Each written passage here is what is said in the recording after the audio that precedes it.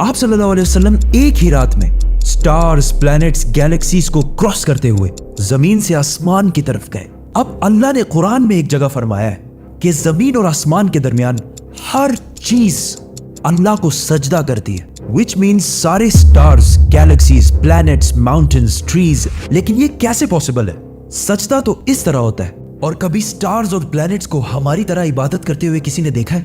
लेकिन अल्लाह ने कुरान में बार बार कहा है कि ये सारी चीजें अल्लाह की इबादत करती हैं। तो यूनिवर्स के इन सारी चीजों में कोई ना कोई बात कॉमन, एक जैसी जरूर होगी।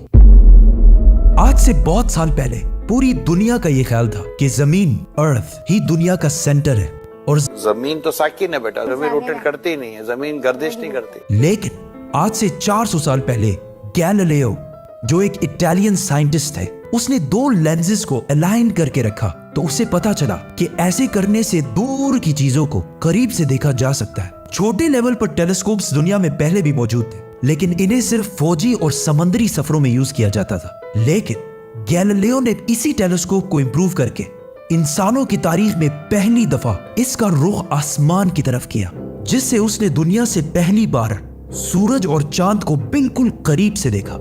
और गैलीलियो ने इन सारों की मूवमेंट को ऑब्जर्व करना शुरू किया।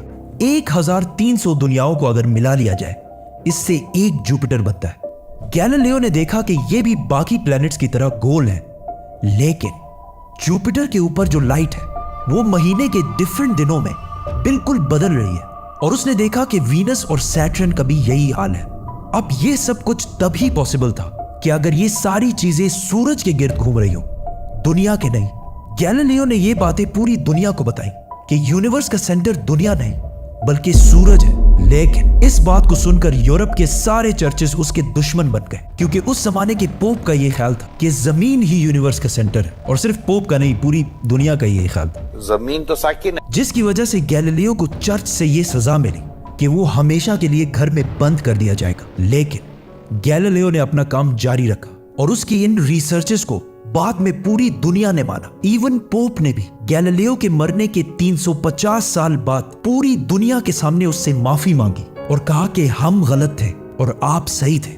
आहिस्ता आहिस्ता हमें पता चला कि जमीन यूनिवर्स का सेंटर नहीं है, बल्कि ये सूरज के गिर्द घूमती है। और सूरज भी कोई इतनी बड़ी चीज नहीं है, बल्कि सूरज तो इसके जैसे अरबों खरबों स्टार्स की तरह मिल्की वे गैलेक्सी का एक छोटा सा हिस्सा है। और ये मिल्की वे गैलेक्सी अरबों स्टार्स से बनी हुई है और ये सारे बिलियंस ऑफ स्टार्स एक ही सर्कल में घूम रहे हैं। हम तो सूरज के गिर्द घूम रहे हैं, तो सूरज जैसे अरबों खरबों स्टार्स मिलकर किसके गिर्द घूम रहे हैं? Super massive black hole. Have a supermassive black hole at their center.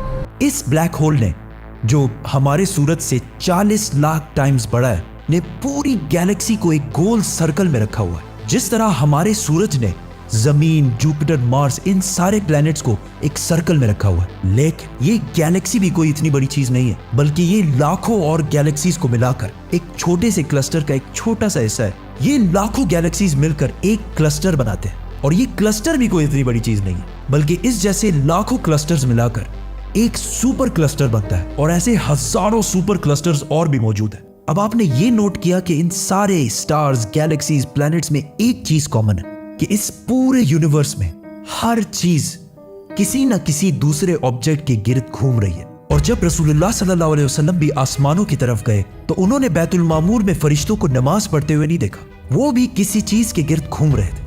लेकिन घूमने का इबादत से क्या ताल्लुक है? अल्लाह ने तो कहा है कि ये सारी चीजें इबादत करती हैं। आपको पता है अल्लाह ने ये बात किस सूरत में कही है? सूरह हज में।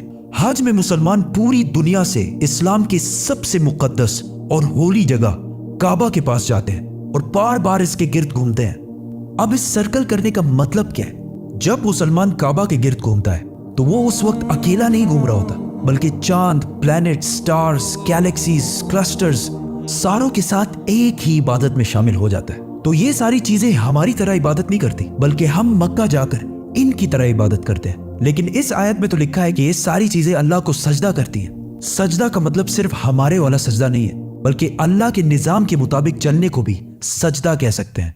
लेकिन अल्लाह ने इस आयत में सिर्फ स्टार्स, गैलेक्सीज और प्लैनेट्स का नहीं कहा, बल्कि हर चीज, पहाड़, दरख्त, जानवर, सब का कहा है। ये तो सर्कल्स में नहीं घूमते।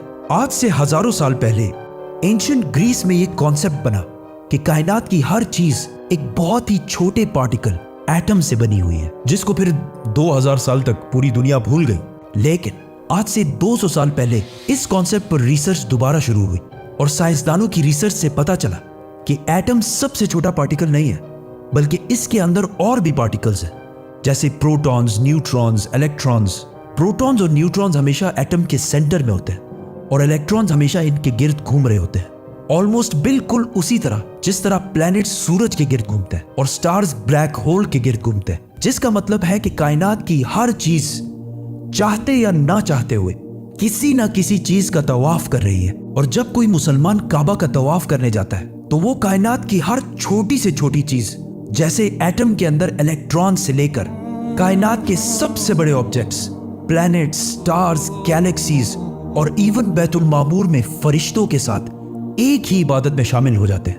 हो सकता है इसीलिए इस्लाम में तवाफ करना सबसे बड़ी इबादत है। तो जब सूरह हज में अल्लाह ने फरमाया कि ये सारी चीजें मेरी इबादत करती हैं, तो ये हमारी तरह इबादत नहीं करती, बल्कि हम मक्का में काबा का तवाफ करके इनकी तरह अल्लाह की इबादत करते हैं। लेकिन इन सारी चीजों का तवाफ करने का एक फिक्स टाइम है और जैसे ही ये टाइम पूरा होगा तब हर शख्स मालूम कर लेगा कि वो क्या लेकर आया है। सब्सक्राइब।